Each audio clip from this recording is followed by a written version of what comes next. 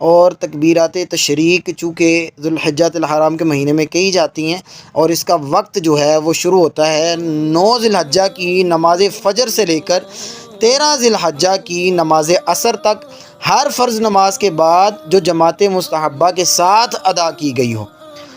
اور جب فرض نماز کا سلام پھیریں گے تو سلام پھیرنے کے فوراً بعد 1 مرتبہ تکبیر تشریق کہنا واجب اور 3 مرتبہ کہنا افضل ہے۔ اور جو جماعت کے ساتھ نماز نہیں پڑھتا، اگرچہ اس پہ تکبیر تشریق کہنا واجب نہیں، لیکن پھر بھی اس کا کہہ لینا بہتر ہے۔ عورت پر تکبیر تشریق واجب نہیں ہے۔